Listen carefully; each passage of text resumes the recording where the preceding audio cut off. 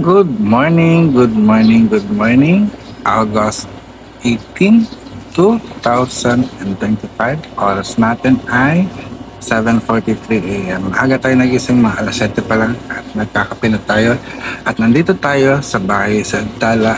At ngayong araw ay mag-i-impake na ako. Pero tulog pa sila kaya kape-kape, vlog-vlog muna. At maya-maya ay lilibot tayo para pakita ano ang improvement na ginagawa dito sa bahay sa Tala. Ito na nga mga kalay, gising na po si Raymond Bahay Agama at hinahanap niya ako. At papakita natin ang development ng bahay. Ayun, katawan pala nila kayo mag-develop na pumayat. But anyway, so tingnan natin ang development dito sa bahay sa Tala. Ayan, lalabas tayo ng bahay at titingnan natin ang mga, di ba, ang gulo. Dahil kasi ang lugar na ito ay under construction ulit. So we want to improve yung lugar ng bahay sa Edtala para mapaglingkuran namin kayo. So ito. So punta tayo doon. Tingnan natin kung ano nagaganap sa likod ng bahay nila Lakay Magbaya Agama o ang bahay sa Edtala. So madilim lang. Kita niyo maraming aso. Ito na yung lugar. So ito yung lugar na in-extend ko mama para maging bahay at mapalawak. So ayan ang mga development natin. So ito ang paliguan, shower room, daroon. Sa likod ko yung nagtitik ng pader ang magiging toileting hall. Meron 2 kwarto at isang hallway pa. No? Meron pa rin taas. Tayo. So ang taas dito, yung puntuan nito, ipapasok sa original ng bahay. At ito yung akyat natin.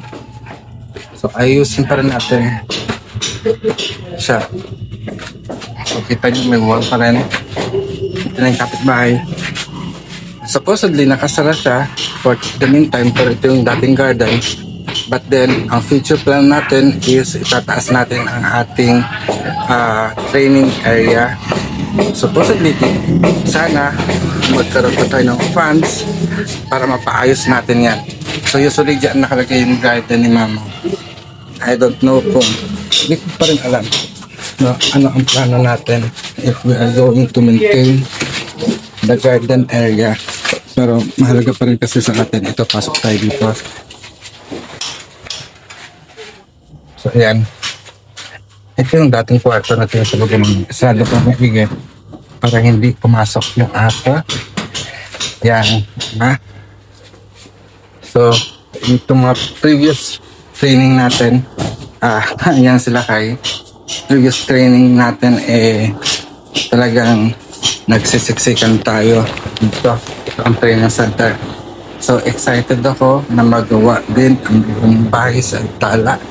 Para naman, medyo maluwag-luwag ang area na pagdarusan ng training. Bukod pa doon sa atin sa Templong Antuhan. Doon din, meron tayong mga pag-aayos. And I hope itong pagpunta natin sa saang lugar ba tayo. Teka nga lang, naka-dual SIM pa rin tayo o dual camera mode. Ayun, di ba? So sinasabi ko nga na sana yung pagpunta natin ng Hawaii ay makalipon tayo ng sapat na pondo para mapaayos natin ito. So bakit dalawa? No? Ito kasi sa bahay sa Tala, malapit sa airport. Ito ay nakalaan para sa inyo ating mga kababayan na sa ibang bansa maging halfway home, no?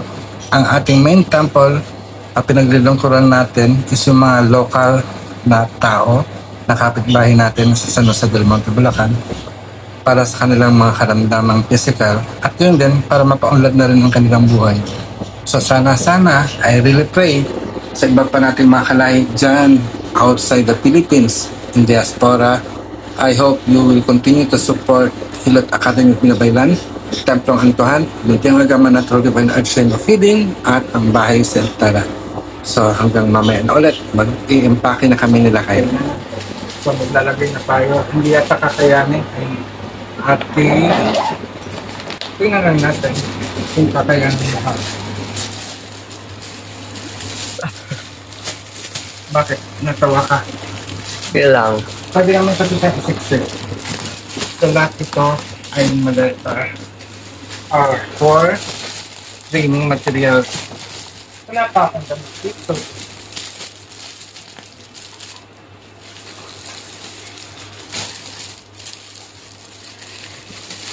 Kaya lang, yun ang nalibutan natin. Marami tayong lock sa Bulacan na iwan natin. I think lahat na ito lang training material. And then, so, pwede natin siyang isarap. Kinuha natin ba ito?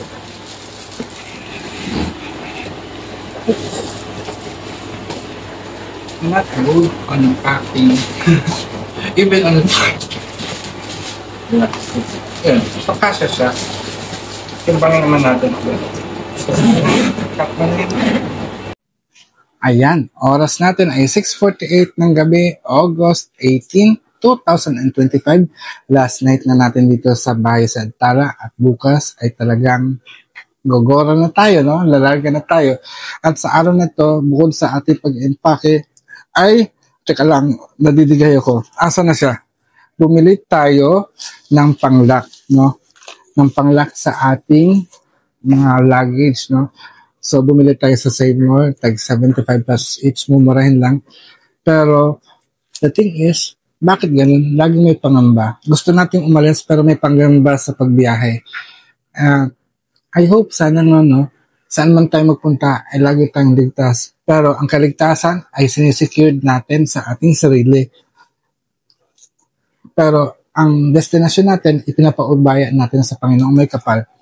At yun lang, sa gabing ito, sa pagkakalikot natin ng ating mga gamit-gamit, natagpuan ko ang love letter na ito, or no, isang greeting cards, no, from Trader Joe's. Oh, na-miss ko ang Trader Joe's at meron akong gustong kinakain doon ng chichirya. But anyway, sana makita ko siya sa Hawaii. So ito ay mga letter o liham ng pasasalamat ng ating mga naging estudyante sa California, sa may Danville. At gusto kong basahin sa inyo, no? So punong-puno siya. Ito siyempre wala kayong makikita. Pero pag binuksan natin, tadan! Tadan! Dan. So, ang daming nilang mga sulat, no? Ewan ko kung nababasa nyo. Nababasa nyo ba? At hanggang likod. So, babasahin ko ang lahat. Pero sa gitna, sinabi niya, thank you for everything. So, parang napakarami kong nagawa sa kanila, no? Pero tingnan natin, basahin natin ang kanilang mga liham. Sabi, Apo, there are not enough words in English or Tagalog to express my deep gratitude for all that you've imparted to us this week. Maraming salamat. Ingat. From Janine. Apo, thank you for sharing your wisdom. Hindi ko na alam kung sino to. Salamat po sa inyong pagtuturo sa amin. I hope your knowledge and spirit be taught forever. From Susana. Here, Apo, maraming salamat para sa lahat. I appreciate your wisdom, guidance, care, and love. This is just the beginning of the journey. We will continue to spread your dreams. Mahal kita, Don Morales. And I love you, Don Morales. And here, from Alisa, very small portion. Apo, maraming salamat po. I'm honored to call you teacher. And thank you very much.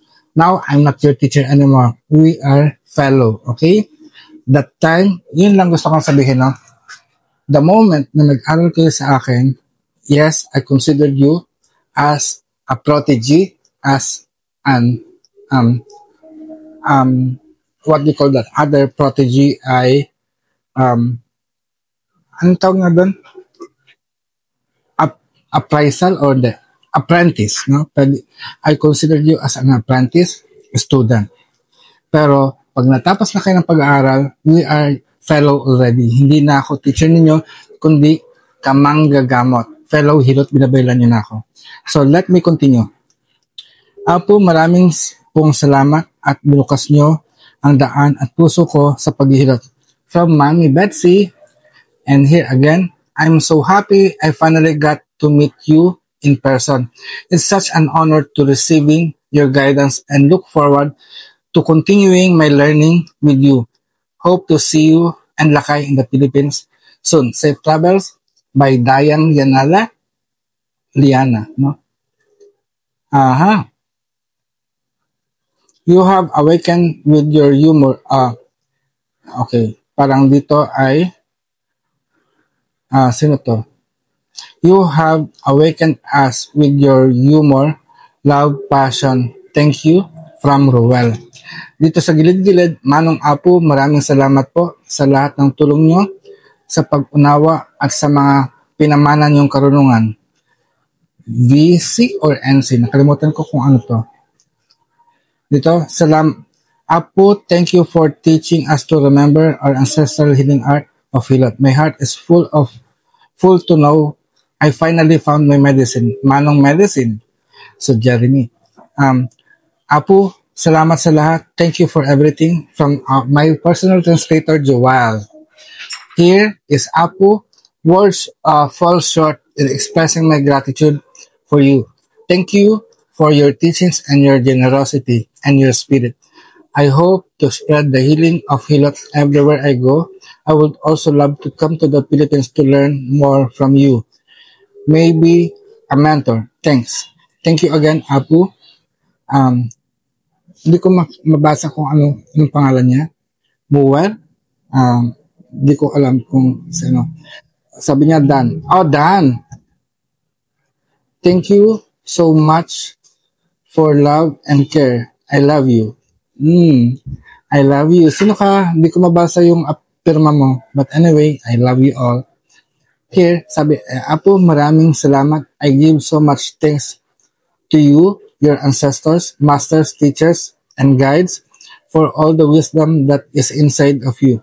With so much love and passion, I have learned so much from you in such a long time and will forever carry that within. From Bianca, Ancient Paradigm. Apo, maraming salamat for all that you have shared with us. You are holy. Truly pala, hindi holy. Sorry naman. You are truly a joy, light, and a beacon of hope. Please don't ever lessen yourself. Thank you for being our guide, our kudos elder in this journey. Until next time. Oh, Peyton, no? From Maryland. Apo, you are such a gift. It's such an honor to learn from you. Thank you for your love, care, and presence. I cannot wait to continue learning from you. Sabina, from Sabina. Apo, thank you so much for ayun na nga, no? Thank you for your love and care pala yun. I love you. Apo, thank you so much for all of your guidance and support. I have aligned me to my path, and I'm so excited to bring our ancient wisdom to the people that need it, all of us. You are alive. You are such a bundle of love and light. I appreciate you.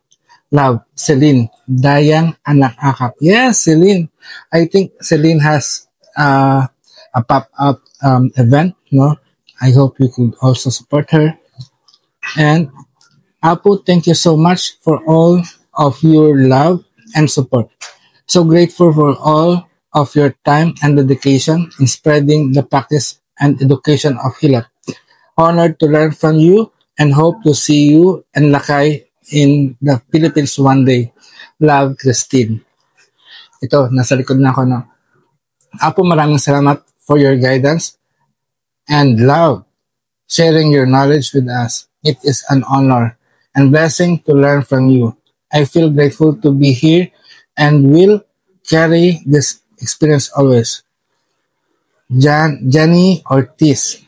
Apo, such an honor learning from you. Listening to you every day, I've noticed how similar we are. I love you, Orlando. Actually, parang sobrang dami nila. Hindi ko matandaan kanilang mga mukha at kanilang mga pangalan. But when I read the voice or I read your letter, parang nandito lang, bumubulong kayo sa akin. Maraming salamat dahil kasi hindi ko alam kung gaano kahalaga yung ginagawa ko sa pagtuturo ng Hilot.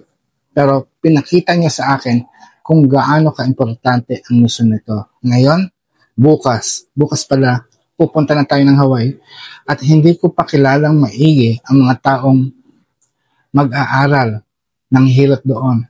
Pero alam ko, saan mang dako ng mundo, dito sa Pilipinas, Luzon, Visayas, at Mindanao. Wow, wait tayo. Joke lang. Tayo isang hilot binabaylan. Kaya nga, ito ang kahalagahan ng aking misyon, ang makita ang inyong puso na maalala ninyo ang lahing Pilipino ay mayroong sariling pagkakakilanlan at ito ang hilot. So see you tomorrow. Bye!